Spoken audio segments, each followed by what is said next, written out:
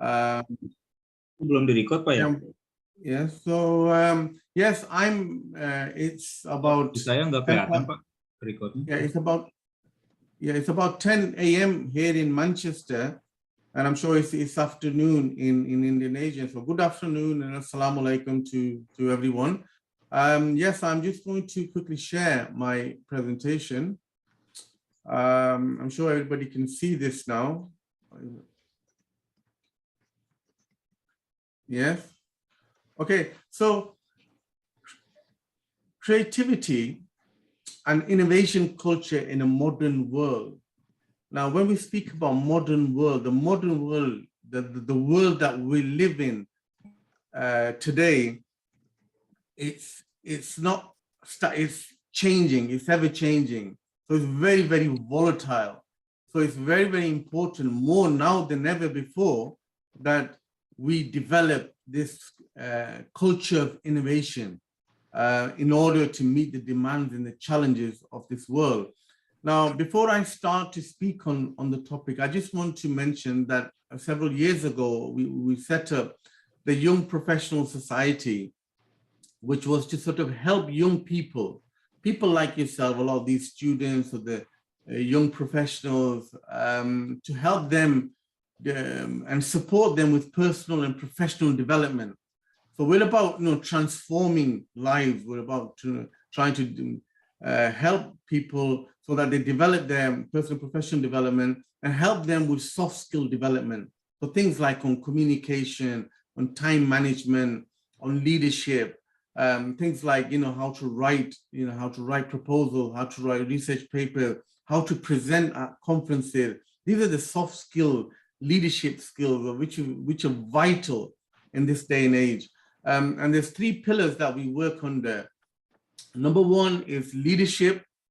Number 2 is communication. And number 3 is innovation. Now, we believe these are very fundamental and vital pillars that people unfortunately lack. Leadership skill, communication. If you're a scientist and you've done some work and you've got some results, you need to communicate to other people. If you're not able to communicate, you're not going to create that impact. And innovation is very important. It's one of the key pillars that we work under. And as I mentioned, in this volatile world, modern world, innovation will be the key. So you can see our website if you want to find out more. Now, let me begin by saying that I'm sure you've all heard of this saying that necessity is the mother of inventions. So when there is a need, when humans find there's a need, they need something, it's a matter of life and death, then people are able to focus on the problem and focus on the solution. So there's a problem, there's a need, ideas come to mind, people think, they formulate these ideas, and then they execute, and then they have this new invention. So necessity is the need, is the mother of all inventions. And if we look at the definition of invention is the act of bringing ideas or objects together in a novel way, in a new way, to create something that did not exist before. So this is like one of the definitions of an invention. We need to think along these lines. So the question that we ask ourselves is that obviously during the last 2 to 3 years have been very, very difficult years for us all all around the world, because of this pandemic. Now, did we become more creative? Did we become more innovative during these lockdowns, where there were extreme conditions, conditions that we've never met before in our lives? And to some extent, yes, we have been creative, we have been innovative during these last 2-3 years, because you would never think that you would be working from home with all the distractions and that, but people found ways to work from home. Also, the homeschooling, there were schools that were closed because of the lockdown, and the technology allowed children to continue with their education. So there was innovation, there was creativity there. We also had the NH staff, the medical team, the frontline workers who were there helping save lives of people who had COVID, and they had to wear these protective clothing, PPE, personal protection equipment, and it's very, very difficult to operate and work when you've got these difficult things on. But people found ways to work around that and continue to work. COVID vaccines were developed very rapidly. Normally it'll take years and years to come up and develop a vaccine, but because there was a need, there was a necessity, there was a need to save lives, people were dying, COVID vaccines came about, so people were inventing and scientists were being more creative and accelerated their efforts to help save lives. Now, if we look at some examples of some of these inventions during lockdowns, because coronavirus was a contagious disease which you can pick up by touching a surface, if you go to shops, supermarkets, people will avoid to touch even door handles of fridges to get things. So if you see here, there's a new design where people will put their forearms in this handle, hands-free handle, and pull the door open and close it like this. So it's a simple design, yet it's effective because there's a need for that. You also see here some of these delivery robots and drones, and these were actually projects that Amazon, one of the biggest companies which dominate e-commerce industry, were actually piloting because of lockdowns. People were not allowed to go out. There were social distancing measures in place. So they wanted to deliver their products that people were buying and to deliver them using these robots and drones. So again, there was a need. So people became more creative and innovation can happen. Also, because of lockdowns, people were not allowed to go out in restaurants to dine out. And if you see, I don't know if you can see this clearly, but there's a transparent kind of a lamp shade, light shade extended down so that it creates a kind of an enclosed space where people can actually have their food without risking the chance of getting this coronavirus. So this simple design were very innovative to meet the needs of the time. And also, again, everybody was wearing face masks, to protect themselves. But then, people who are deaf, who rely on lip reading, they need to see people's. So you see a mask there at the bottom with a transparent window. It's a simple idea. It's a simple design, yet it serves the purpose and it helps blind people to lip read. And I'm sure because of every shops were closed, barbers were closed, people were trying to cut their own hairs at home using templates and that. It's just being a bit more creative because, again, necessity is the need, is the mother of invention. So I'm sure some of you might have tried that. So innovation in this modern world, in this volatile world, is very, very important because we're now slowly coming out of COVID. Well, we say we are, but COVID is with us and it's going to stay with us. Yeah, we just need to adapt and work around that. So, and maybe our life will never be the same like it was prior to COVID. And maybe who knows what's more to come. Maybe God forbid, we might be hit with another pandemic or we don't know. So there's a lot of things that are changing.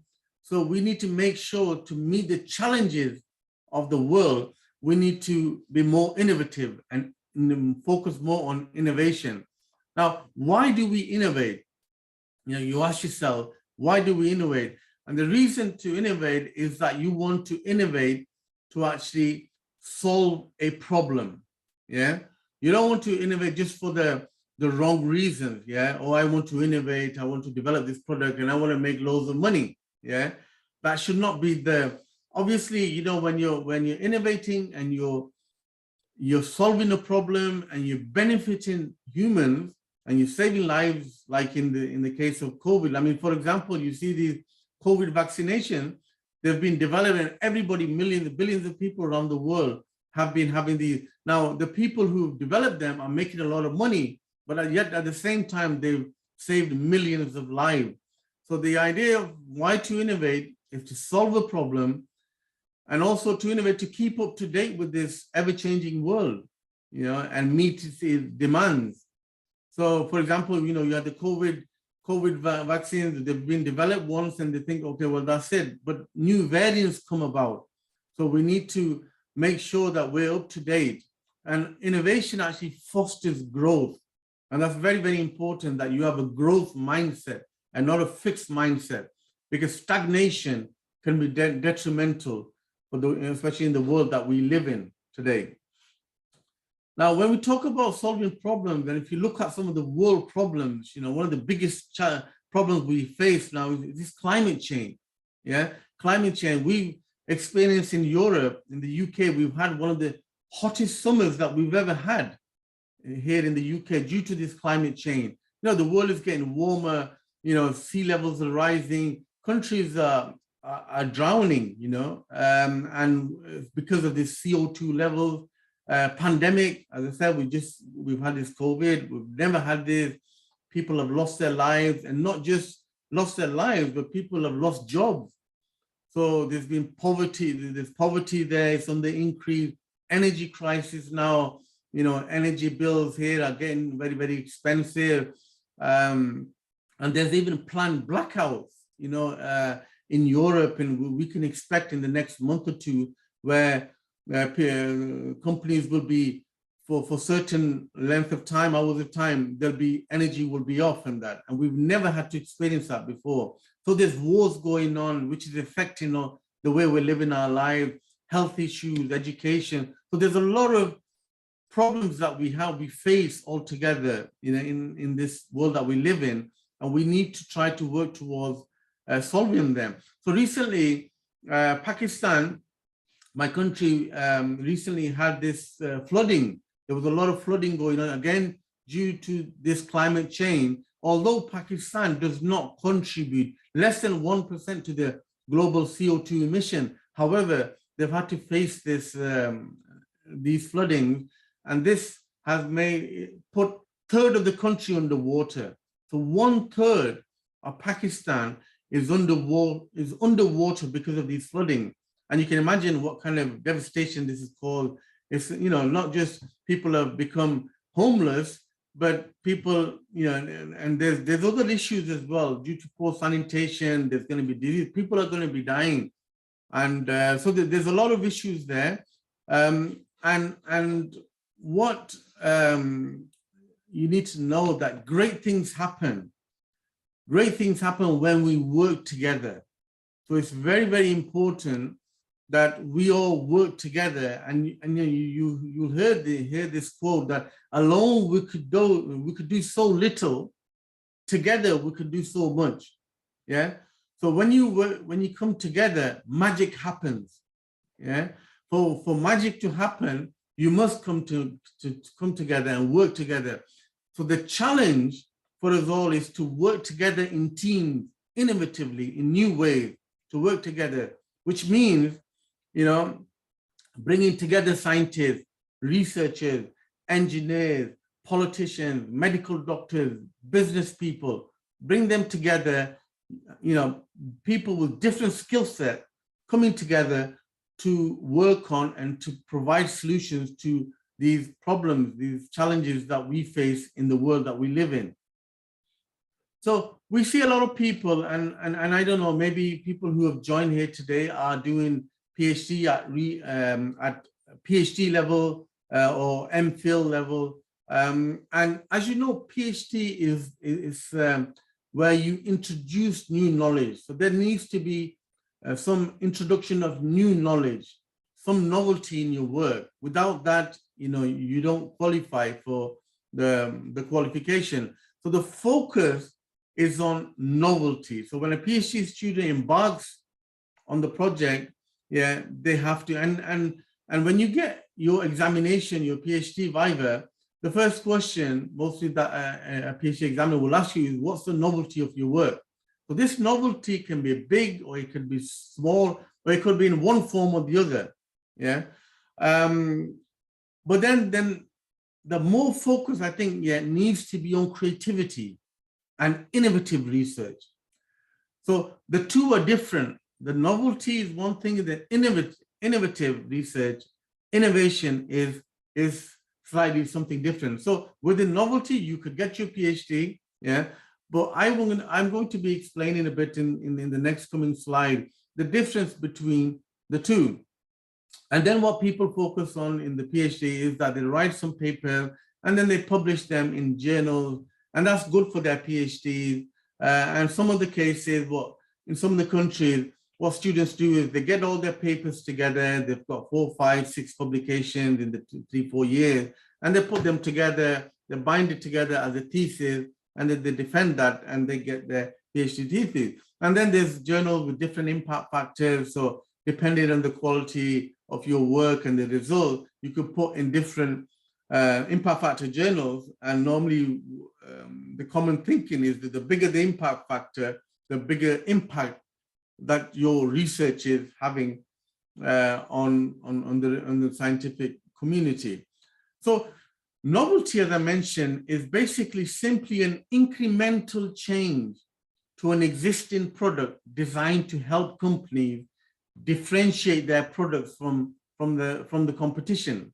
So novelty is something small change, small change that differentiates your product from other products.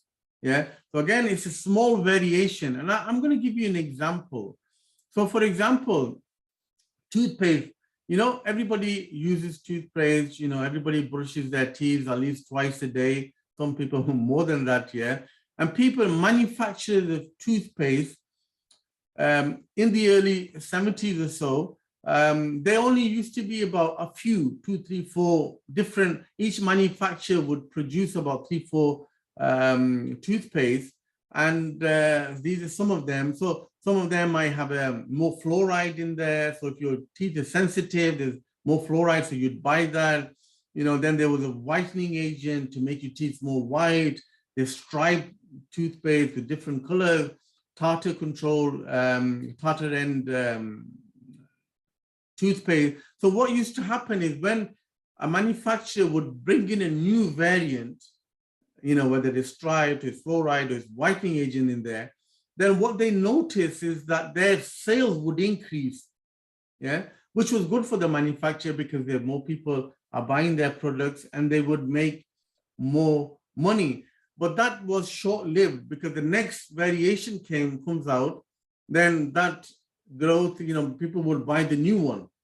So they kept on making these sort of new variants of the toothpaste. And now if you see, there's about many hundreds of different toothpaste manufacturers, and there's about 50 different variants each manufacturer is making, and all the manufacturers are producing similar quality toothpaste and at the same similar price. So, however, with novelty, if you look at this example of the toothpaste, there is no information that suggests that people brush their teeth more today than they did 50 years ago.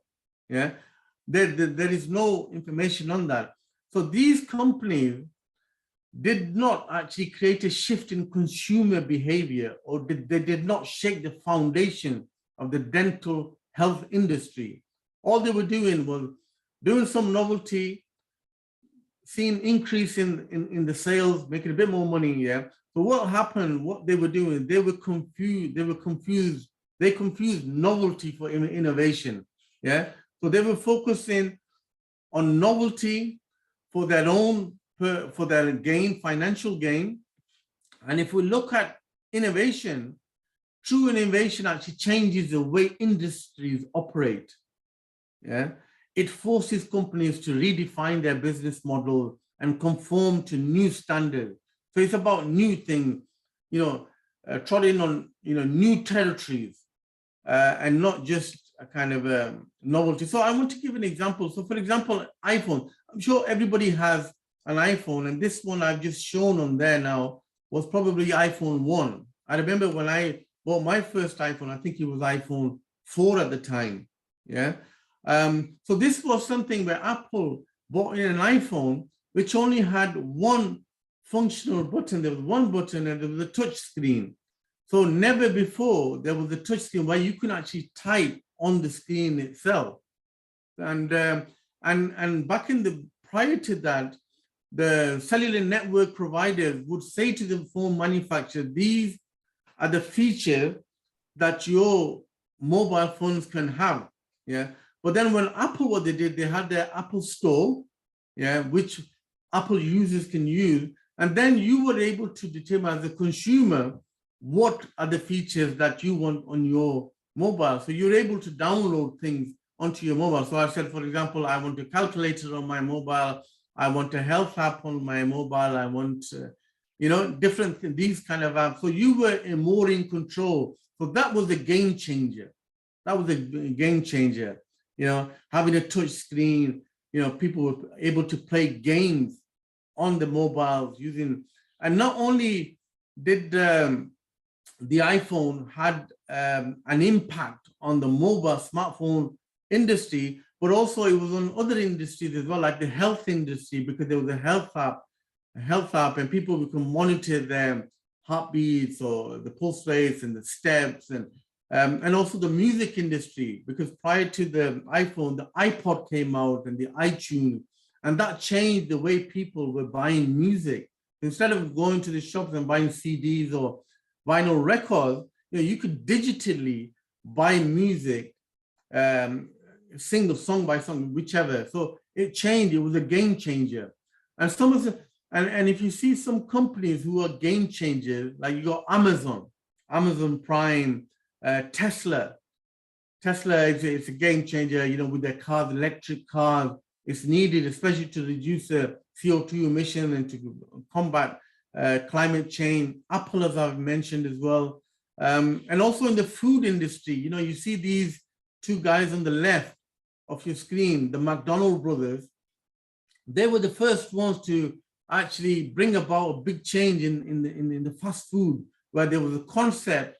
They introduced the concept of, ordering from one window and picking up the food at the next window, and the consistency of the food was immaculate. They got the consistency, it was great. And they were able to actually open a few branches in their region in America. Then came this guy on the right, Ray Kroc. He was a guy who had a big dream, he had a big vision, he knew the law of the lid. He said, okay, let's start to franchise this. Yeah, he wanted to franchise McDonald's. And if you see, because of his leadership and franchising, you see McDonald's everywhere in the world now. Yeah, so here in the UK, every 1 mile you see McDonald's. I'm sure that's the case in Indonesia as well. So these guys were a game changer in the fast food industry. They were able to bring about so much changes. And even open access, people, the way they publish their work, open access, the traditional way is that when you wanted to publish your work, especially when I was a PhD student, if I want to publish my work in a journal, I would submit my work, I would buy, the copyrights to the publisher and not pay anything. Then anybody who wants to read my work, they would need to pay the publisher to read. But then what's happening with open access is in order for the reader, for the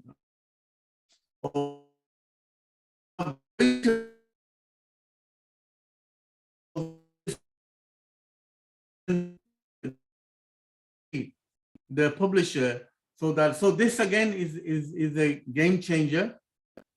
We see here some of these beautiful goldfishes. So what they're doing there, they're going from a small jar to a bigger tank or a bigger jar. So what these fishes are doing is they're doing something that they've never done in their lives.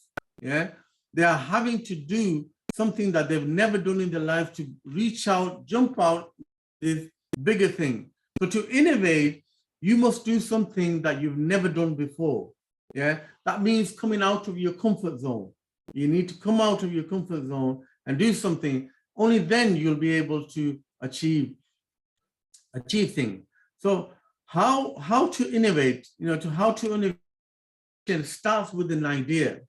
Yeah, so it's very, very important that you have an idea. So initially you may think it's it's a bad idea, or it could be a good idea, an idea that has potential, but you need to, you need to write down your ideas, and let more ideas come. And generally, once your mind is in a state, relaxed state, yeah, you can expect more creativity. So a relaxed state of mind is the key to creativity, because we become more insightful, leaving us more likely to make connections between good ideas. So you need to be in a good, relaxed mode, not necessarily in your offices or in front of your computer that ideas will come. So idea is the key thing to innovation, and good ideas come once you're in a state. So I wanted to show this diagram here, a figure. Basically, in a meeting, if you see these droplets here, that could be an idea. So in a meeting, you can expect less small ideas to come. But when you're on a walk and there's a waterfall, you can see loads of ideas can come. Where you're a little more relaxed, there's no stress on you, so more ideas will come. So even when you see Sir Isaac Newton, when he thought about this, discovered the gravity, he was sitting under an apple tree, in 1966, and you can see, it was summer's afternoon, and he was relaxed. He was reading or something. He was relaxing, and the apple fell on his head. Yeah, and that made him, obviously, it would have hurt him a bit. Yeah, and thinking, hey, what's happened here? What is this?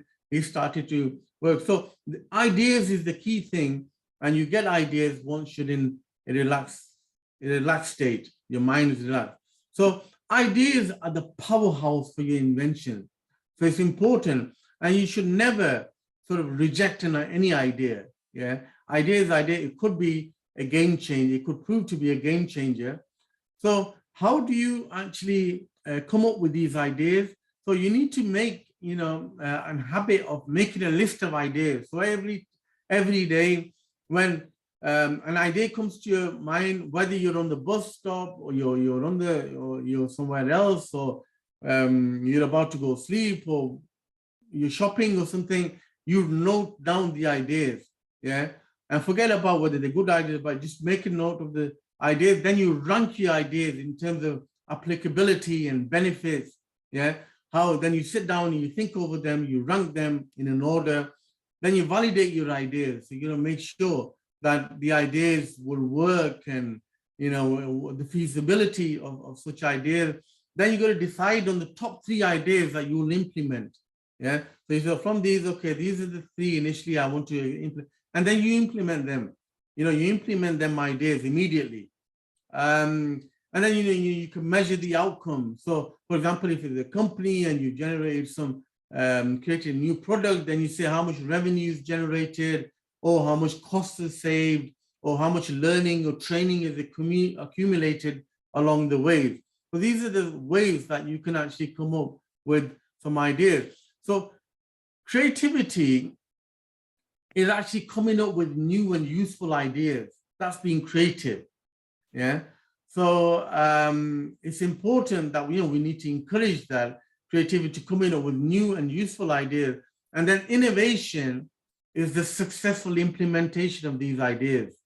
Yeah. So once you got these ideas, okay, innovation. So innovation happens once you implement them and you see the result. So innovation is a game changer. When we talk about innovation, we're speaking about game changing. Yeah. So when we spoke about the toothpaste, really we've not had a game changer. A game changer would make sure that everybody would be brushing their teeth all the time. Something came up, yeah, a game changer, that then we won't have all these dental problems in that. So how do we innovate? To innovate, you've got to try things, yeah. So whether you're in the lab or anywhere, you got to try things, but you got to make sure you don't break things. This is why, you validate, you think about your ideas, you think about the applicability, validation process, yeah? So you make sure you don't break things, but you got to try things, you got to test things, yeah? And you should not hesitate, yeah?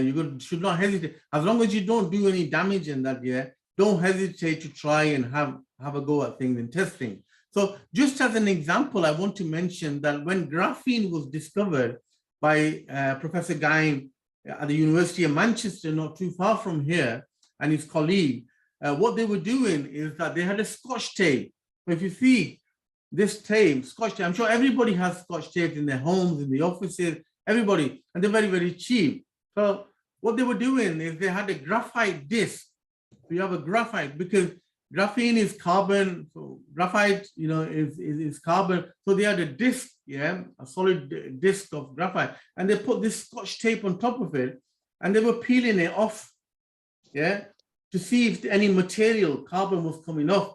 So they kept on doing that, and then they were looking at this Scotch tape under the microscope to see until they found a layer of graphene on the Scotch tape, and that made them actually, they got the Nobel Prize in physics for groundbreaking experiments, in the discovery of graphene. So here you see that you don't always need very sophisticated or very complex or very expensive equipment to actually make discoveries. And then obviously the discovery of graphene led to a revolution, So, but the fundamental work, the fundamental discovery, the fundamental innovation took place using a Scotch tape. And similarly, Professor Croto, the late Professor Croto, was interested in looking at the compounds or molecules found in outer space. So they were looking at some black powder, carbon powder. And that led him to actually discover carbon C60 molecule. So that was like, the fullerenes, one of the fullerenes family, and that's one of the allotropes of carbon. So it was a new discovery. So, and he said that, it was kind of an accidental. So sometimes innovations can happen when you're looking for something else and something else comes up. But you have to have that intention to innovate. The intention needs to be there, and things happen. Like I said, magic happens. So that was carbon 60. Also, there's a lot of work that's been going on in the last several years and still ongoing, where people are developing polymer-based nanocomposite materials, which are like, like a sheet of paper or so flexible. And from that, you can make different things, human organs. You can make a trachea that goes in the throat. I know sometimes people lose their organs due to tumors or cancer, or people sometimes have accidents, and due to accident, they lose the nose or something like this. So what they do is they make this, using this polymer type of material to make these molds of these organs, and then they use stem cell technology, the patient's stem cell, to seed into these organs and then implant them into human. So I'm sure you've all heard about when things go wrong with your car, you go to a car part shop where you can buy parts for your car. So this will be a game changer where you'll be able to, once it's successfully implemented, that there'll be human body parts you can purchase off the shelf, and they could be used to save lives. So basically in innovation, what you need to be is you need to be a trailblazer, somebody who creates the way. So you need somebody who leads, does things for the first time. So if you're a PhD student, you think, okay, I just want to do this, I want to get my PhD and I want to write some papers and get them published, and then that's it, and move on in my career. So instead of just having that thing of writing papers just to get a PhD diploma to get onto your academic sort of career path, it's important to sort of be thinking like, being a trailblazer, do something innovative, creativity to help solve some of the problems that we spoke about. And passion is very, very important, because passion for work actually stimulates innovation. So, when you're doing things, why are you doing them things? Are you doing it just for the sake of it, or just you want to get this qualification so you could get that job, or you could do such thing? You have to do it. You have to have that passion. You have to have that belief in that. So I'm working on these materials which will be used for clean energy, and that's going to, protect this world. It's going to reduce the carbon CO2 emissions. It's going to help us to combat this climate change. Yeah, you have to have that passion. And if you've got that passion and you're working on a daily basis, what happens, you actually stimulate innovation. You become more innovative. Your mind will start to think, you know, innovatively in new ways. And the other way of innovating, and we spoke about ideas, yeah, it's not always good to work in isolation. Yeah, so if I lock myself in my office, in my lab, and I'm working there myself, yeah, it's, you know, you can only expect so much ideas to come. In order to get bigger ideas, more ideas, better ideas, it's very important that you collaborate. Yeah, so I want to show this diagram here. So, you know, when you're working, when you've got ideas yourself, and when you meet up with like-minded other people from different skill sets, you know, you come together, and when you come together, you share your experiences, you share your ideas, then from that comes better ideas or best ideas. It's very, very important that we all collaborate. Collaboration is the key. And then on a daily basis, you know, people are doing their work, you're in your lab, and you're doing work, experimental work, or simulations, or theoretical work, and then you encounter problems. There's always problems, and then on a daily basis you're solving these problems. Yeah, these problems are solved, and if they're not solved, that could be a risk to the problem, to the project. That can create a risk. So as scientists, as engineers, as researchers, you solve them, and you solve them not knowing that that step that you've taken to solve that problem might be an innovative step. Yeah, so you don't always think you solve a problem and not knowing that might be some invention or inventive step.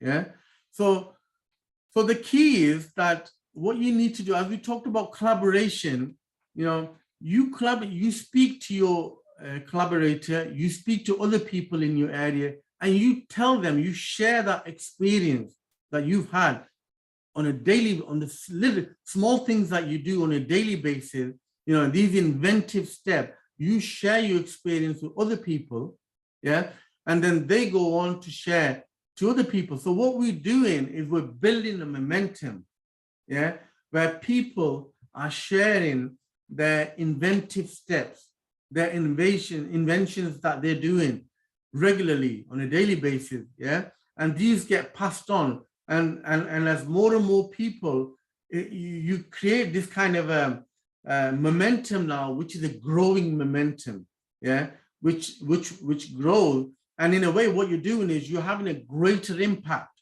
on the community, on the scientific community, yeah.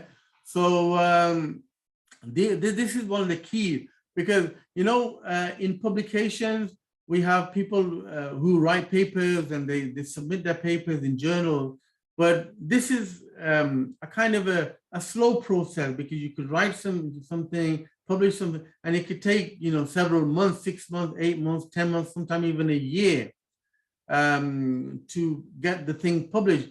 And the other thing is, not everybody reads, especially the society doesn't read these research papers, and especially also the entrepreneurs are not reading papers as well. So this way you're creating, you know, a bigger impact, you're creating a growing momentum by sharing, just collaborating and sharing your experiences, because from that comes usefulness, yeah? So then you obviously, you know, you attend conferences, you work with people, and you see so many people all around the world.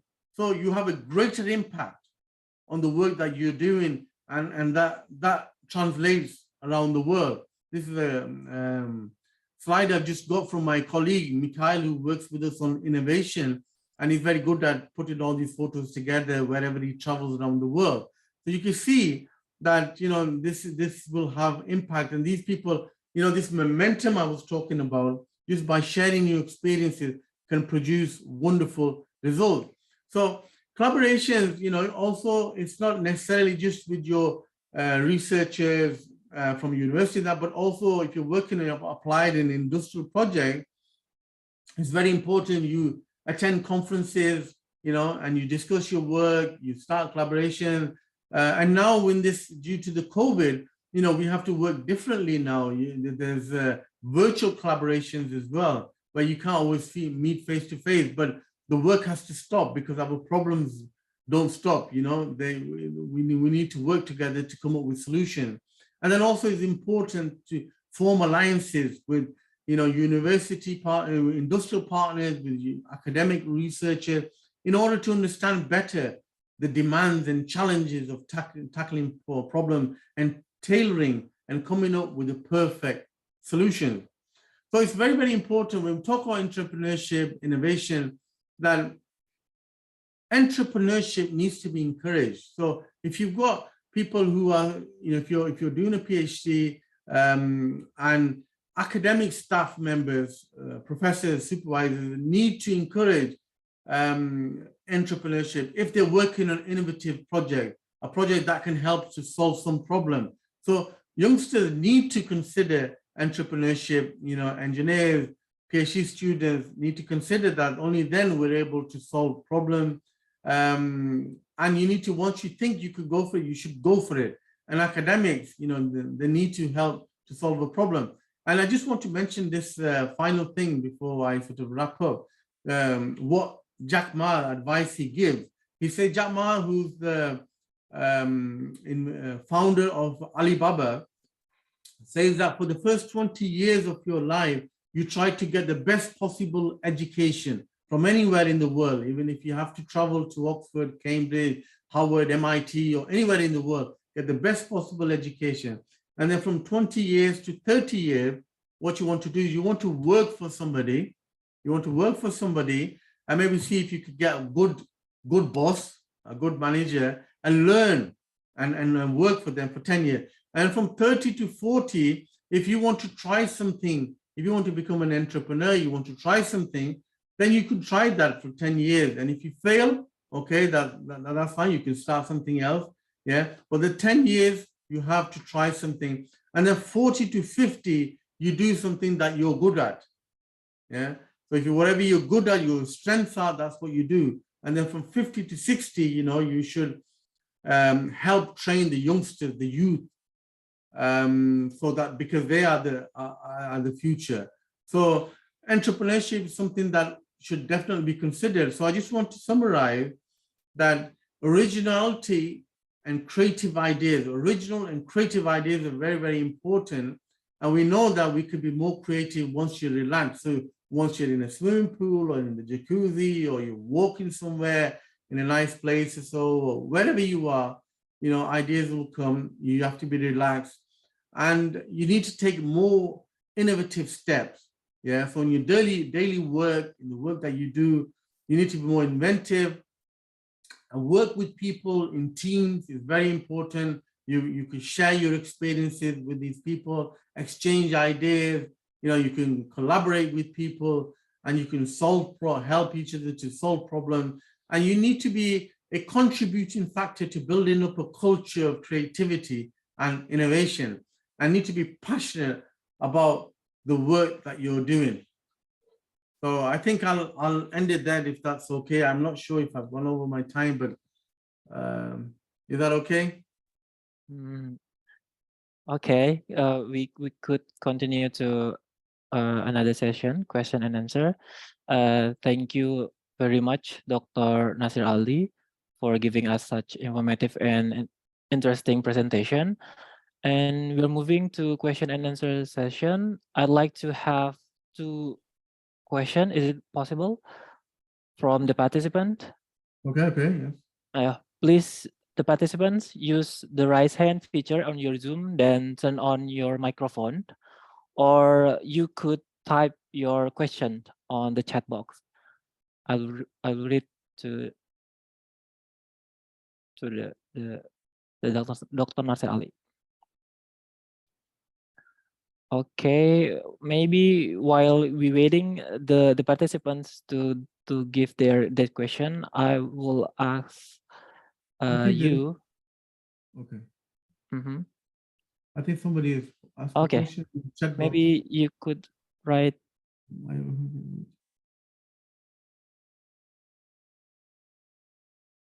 Maybe you could directly read and Well, answer. okay. It says, I have a question. Which one is better? Following the Which one is research better? trend. Following the research trend topic or just focus on our own? Yeah. Well, I think we have to, we have to see what the need is of where you are. Yeah. So for example, like now, we've had, like in the UK, the government is saying that, we've had a lot of money, we've been giving money to different projects and to universities. What is the outcome? What is the impact? Have we given these money just so that people can write some papers and, go up the ladder in the careers and that, or are we actually solved any problem? Yeah. So sometimes you can have a trend. So energy is a big thing. Yeah.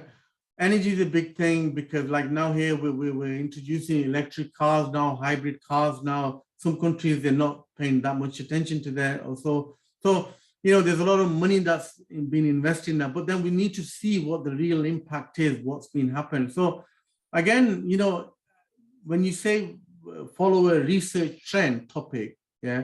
So energy is always it will be, for example, it's a hot topic. Now you can follow that because there's a lot you could do, but it's what you do and how you contribute and what impact that is having that matters.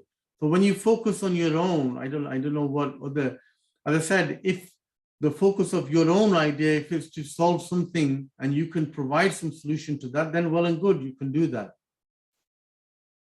I don't know if that answers partially the question. Okay. Maybe it my question related to the previous question. Oh, there's another question. Maybe you could read. Yeah, excuse me. Let me introduce myself. My name is Mohammed. What should we do to become a founder or make the latest innovation with grit, effort, and mindset, but survive the environment or bad habit, and how to find or build our own habit? What should we do to become a founder or make the latest innovation with great effort and mindset, survive the environment? How to find or build our habit? Well, how to become a founder, make the latest innovation with great effort and mindset, but survive the environment of bad habits. Well, I think the key thing is focus, isn't it? That focus, you need to be, focused on that. And you need to sort of obviously, and that passion, as I was mentioning. If you have a focus, if you really, really want to contribute something, and you have a passion for it, yeah, then as I was saying, that passion actually stimulates innovation. Yeah. So depending on what your focus, your passion, and that will you will not be affected hopefully by the environment, the bad habits and that.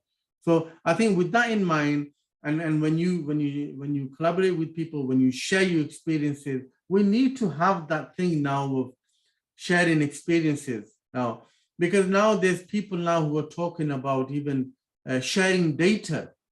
Yeah, because sometimes people are reluctant. People are very reluctant to give their data, to share that data, because they think it's theirs. And, if they want to spin out a company or so, they don't want to give that away. But there is a need now. There's a lot of people who are pushing for that, yeah?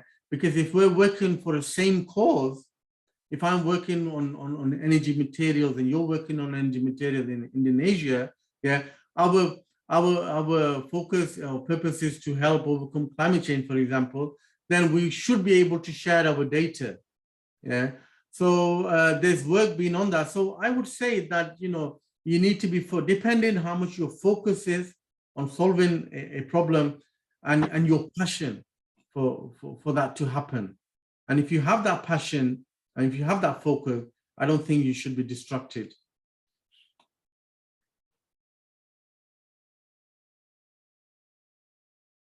Or is there something else there as well? Maybe if they could read out. Well, this is No, this is the list of presents. for the Okay, okay. participants. Okay. Okay, I mean, if they can unmute and ask, that Yeah. might be.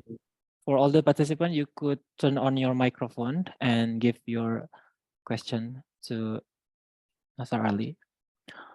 Okay, does anybody want to give the question? Or maybe I could ask you about related to your presentation. What your opinion, the most important skill to develop innovation? Well, you know, we said that innovation is ideas, implementation of ideas. Yeah. So it's bringing together ideas or the resources that you have. Yeah. And making use of them in a novel way to come up with the thing that didn't exist. Yeah. So I think the key thing is ideas. Yeah. You need to have good ideas. Yeah. You need to have a team. You need to work on them ideas and implementation of them ideas.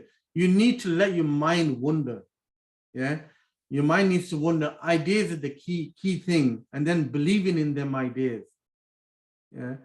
If you see that, if you follow the story I told you about Jack Ma, if you watch some of his interviews on YouTube, you will see that, you know, he was a guy who wanted to help small, medium-sized companies to do business together, to work on, you know, e-commerce and that in China. Yeah. And, you know, he was, you know, he had to say, okay, he was the first one in China that, you know, he said, okay, we want to do this business on the internet. Yeah. And at the time, when he was talking about this, there was no internet in China. Yeah. So nobody believed in him that he will be able to actually conduct this business, and this business could be, because nobody knew about internet. Yeah. And he had gone to America, yeah, and Australia and America, and so he knew about internet, and he thought about this idea and said, we'll bring it here. And then, you know, none of his friends actually supported him and wanted to, they said, oh, it's a good idea, but we don't think, Jack, we don't think this will work, because, you know, what is this internet? We see China, it's not going to work. Yeah. And he continued. So the thing is, like, having an idea and then never giving up, working on that. Yeah. Working on that and doing that until you complete it, you achieve that. So ideas are very, very important, are creative. And then obviously, you know, you have to educate yourself. You have to keep updated with all the technology. The knowledge needs to be there. Yeah. You need to be all up to date. You need to understand and be critical thinking, critical mind in that, and working together. And having these soft skills that we talk about, yeah, to be able to communicate with people, to, you know, but sometimes, like, you might have a good idea, but you can't communicate that to the next person, yeah, and because you can't communicate that, there's problems. So soft skills and that are very, very important in you, because you know, sometimes you can get people who are ultra clever, very smart, very intelligent, but lack these soft skills, lack working with people, and because of that, you know, they're not able to succeed in becoming successful. Okay, great. Okay. Dr. Nasar Ali, I did a Google search and found your YouTube account, Young Professional Society. Oh, okay. Is it? Okay. Maybe Yes, you could yes. explain to us briefly what is yeah, Young so Professional as I Society. said, Yeah, so the participant could share their opinion in this session. yes, they can do. So basically, as I said, we've got this, we have an extensive network, yeah, of professionals in different fields, politicians, you know, shadow ministers in House of, you know, British Parliament, House of Lords. We've got barristers, lawyers, yeah, scientists, academics, professors, different professions, entrepreneurs, IT experts, and also, so basically we had a conference in August this year in Manchester, where we brought all these professionals together, yeah, and the youngsters came in as well. And we had a kind of a panel discussion on leadership in a volatile world for young professionals. Yeah. So we had people come in, these different professional politicians will come in, he'll talk about this topic from his perspective. Yeah. And the idea is so that the youngsters there is learning, is understanding what the challenges are, you know, from these leaders in different fields. And an academic comes in, he talks about, you know, his perspective on leadership, yeah, in this changing world. You know, we all have to adapt. Yeah, so for academics, even some of these classes are online now. You know, how do you cope with this technology? You know, how you could do the research, how to supervise students, how is this thing changing? You know, so entrepreneurs come in. You know, you need to be that. So we wanted to help young people with this. You know, we want them to transform them to become the next global leaders. And we want to talk about leaders. So I've been running young leaders club. So where I teach or I tell youngsters about leadership, different types, you know, because the world is in desperate need of good leadership. Yeah. I mean, there's a lot of leaders, and leadership is, a lot of people would think leadership is about a position, about a rank. But I tell the youngsters that leadership is about influence. Yeah. It's about influence. You know, you don't always need a mandate. Yeah. How do you influence people? Yeah. So, and then what are the characteristics of a leader, a good leader? Yeah.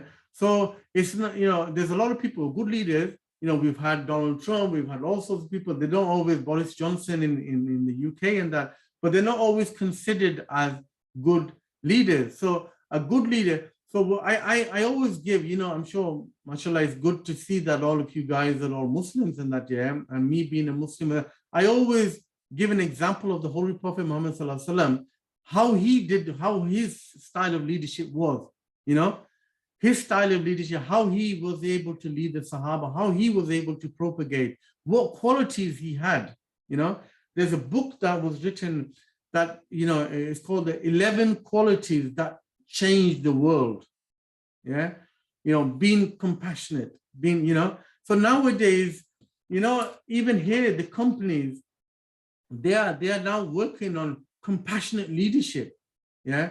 You know, in companies, in businesses, yeah, where you help others, you know, you're not like a boss kind of thing. So, you know, we try to teach them, we try to bring leaders, world leaders together to talk about them from their experience. We mentor youngsters. So we've had, like over the COVID, we've had some webinars given by different people on different topics. So you find these on there on that YouTube channel. You'll see some interviews that we've done. We also award people, you know, young people. So we have a Young Leaders Award, which is every year. And I can send you a link and you can nominate people. If you think somebody is, you know, up to the age, you know, 35 or something, 40 or something like that, still a young person, and he's demonstrated leadership, has contributed to whatever field, yeah, we can consider that. So we award, honor people, Young Leaders Award. We have a Young Entrepreneur Award, yeah, people who are innovative, who have got companies, who are game changers in their field. So to encourage, to promote them. So that's kind of thing. Also, you might have seen that video. There'll be a lot of tips I've given on public speaking. Yeah, so it's very, very important that youngsters are able to be good public speakers, good communicators, you know, in order to be a future leader. They need, so there's some tips there that we've given on public speaking, on leadership. There's courses as well. For example, we'll be running a pre-PhD course. Yeah, this will be online. I can send you a link, or Aditya, if I have your email, I can send you a link where people who are thinking to do PhDs or who are doing PhDs, we can help them with, for example, how to write a PhD proposal, how to write a PhD paper, how to present a conference paper at a conference, how to prepare for your Viva, how to time management and stress management, you know, because doing a PhD is very, very stressful. How to employability skills. Yeah. So obviously after your PhD, you want to get a job, you want to go to an interview, you need to do well in the interview, you need to have certain skills. Yeah. So it's not just about hard skills. So now, we get people like here now, you get a lot of youngsters who come out of college, they get A stars in their A levels, or they come out with, universities and they got first class honors degrees in that. So the hard skills are there, but they lack the soft skills. The soft skills, the time management's not there, the leadership's not there, the communication skills are not there, conflict resolution is not there, employability skills are not, human skills are not there. So they're not able to progress and develop because these skills are missing. So, we target all different range. So people who are students, people who are, even PhD level, and even junior professionals as well, so that they can help, so that they can actually go up the ranks and become a leader in their field. So there's a lot of information on there, videos on that Young Professional Society. There's a lot of content there, good quality content on there. Now, I know these days, people like, there might not be a lot of subscribers there, about 166 subscribers on that year. But if you see some other videos or other channels where people are just doing some daft things, yeah, and they've got millions of subscribers, content is there. We're trying to put good content, but maybe in this day and age, people don't want this kind of good content. They want some entertainment and laugh and joke and something like this, yeah, but we're really about young people who are the future, trying to help them, in these three pillars: communication, leadership, and innovation. And everybody that we talk to who are professional, whichever profession they're in, and leading in their own field, they all agree that yes, they have time, they will want to contribute and help people to actually help the youth and the youngsters to become the next, global leaders. So we want good leaders. We want to live in a safe world, in a good world where it's good for everybody. Yeah, we help work together to solve problems.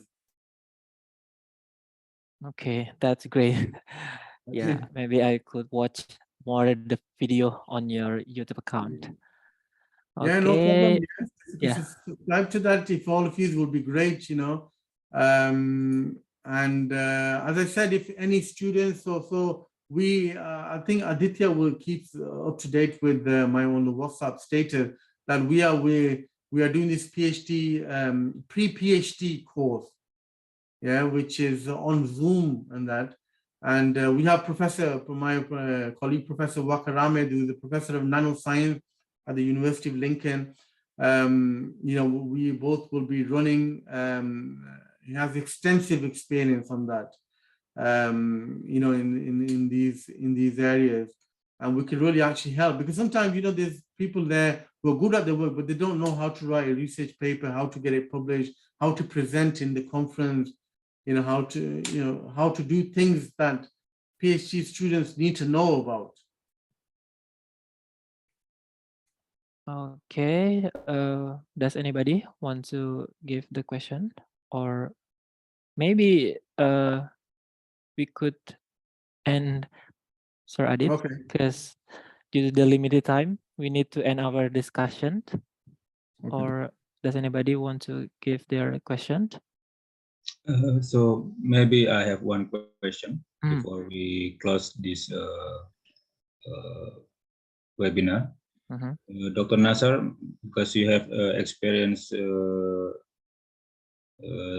several years in Europe, for example, I have a question. What is the expectation for the undergrad student when they complete their study? Do they have to have this creativity, innovation, or something else, especially in Europe for undergraduate students? Yeah, well, people who have undergraduates who have completed their undergraduate degrees from whichever country, and if you're looking, either what happens is once you graduate, yeah, you have your first degree, you could either go and apply for a job, yeah, or you want to sort of go and do, a master's or so to learn a bit more about a subject. You want to become a master in a certain field, or you might want to go and do research and do at PhD level. Yeah. Well, it depends on, if you want to work and make money or so after the first degree, you could do that. If you want to go for the master's and learn more, which is good, but then you decide what your interests are.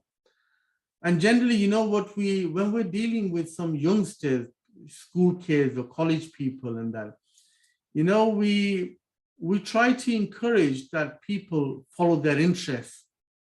FYI, there's a project that we're working with a colleague of mine where FYI, follow your interest, yeah, where we try to go and tell school kids, young people, yeah, to identify what their strengths are, what their interests are, what their skills are, and depending on what, after doing a diagnostic to see what their interests are, we try to say, okay, in order for you to, you're interested, for you to get here, you have these skills, you lack these, you need to work on that, you need to work on that, you need to work on that. And we can help you with all these to get where you should get to, yeah? So identifying what your interests are. And then obviously, where your interests are, that's where you're gonna go to. So after you're graduating, is okay, I want to go in the energy sector. Obviously there's scope there, there's potential there. So you could go, you could learn a bit more about that. If you're interested, you could go to the PhD as well. So it all depends on the individual, what their interest is. And there's a lot of fundamental work that's been done as well. And sometimes people just do the fundamental, and which is also very, very important, yes, because you need to do, but then you need, you can have that thinking that this fundamental work that I do will be a contributing factor to something big, So I will do at this level, but this work is needed for these steps to happen, for this thing to, to solve this problem or so. So you need to be a contributing factor to something, yeah? But, you need to have that kind of a vision, yeah, that you want to work, and your work will impact this industry or this society, So, yeah, but, there's a lot of opportunities for undergraduates to go on to study masters, to do PhD, to MPhil degree, degrees, qualification, enhance your knowledge. And, as I said, as Jack Ma was saying, the first 20 years, go out there and get the best possible. And even you've got qualification, you still need to keep updated, keep updated with knowledge. You keep on, there was a questionnaire. They asked so many billionaires, millionaires, billionaires, yeah, what are the 3 things that they do, yeah, that they did on a daily basis? Number 1 was that they do reading, yeah. So all these guys, so they put all these responses together, and the 3 key things were, number 1, on a daily basis they were reading, yeah. So that's knowledge, your reading, education, so you keep updated, yeah. Number 2, they exercise. It's very important that you exercise, especially now in the COVID time, and a lot of mental health issues, and that is very important to exercise, because when you exercise, you have more energy. The more energy you have, the more action you can take. And the more action you take, the more chances you'll become success. And number 3 is meditate. Yeah. And alhamdulillah, being Muslims, we get to meditate 5 times a day, So relaxing, praying, thinking. And, some of these people, they do like this creative visualization. Yeah. A lot of these successful professionals, yeah, no matter what field you're in, you could be in the sports field. Yeah. You could be a sportsman or something. Before you go out to do something, you visualize. So for example, if I'm going to give a speech at, the United Nations or something like this, say tomorrow, what I will do before I go, I will visualize myself being on the stage, giving and doing really well and getting, getting good applause and everything, yeah. So then when I go to do it, then it's a matter of just putting it into action, you've already done it. Yeah. So these were the three things, reading, education, exercise, and meditate. Yeah, these are successful people. What are the three things that they do? So education is very, very sort of important. We keep ourselves up to date. Yeah. Okay. Thank you. I think Dr. Nasar Ali, apparently we still have one question okay, to be discussed. Do you mind to answer it? My name is. Maybe you could answer It says in industry company that based on science invention, just like yours, what department inside company that really need a good skilled innovative people? What department inside company that really need a good and skilled innovative? It will just focus to quality control, production, and marketing. Or more than, yeah. I think everybody needs to work together, as a team. Yeah. So people will have different skill sets, some are good at marketing, some are good at research and development, some are good at communication. So it's utilizing different skill sets of different people working together and having that idea and executing that. Yeah, using the different strength of different people, and hopefully that will, because as I said, when you come together, when people come together and they work together, great things happen.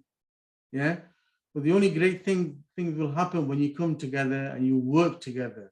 Yeah, and when you have team, this is why it's important that you always have a leader. There needs to be a leader. Yeah, and to have a leader, you need to have a vision. Yeah, a leader must have a vision. Yeah, and the leader's responsibility is to make sure that the team is coherent. Yeah, takes part. He gels the team together. And makes sure that objectives are met. And so that's why leadership is something that we focus on.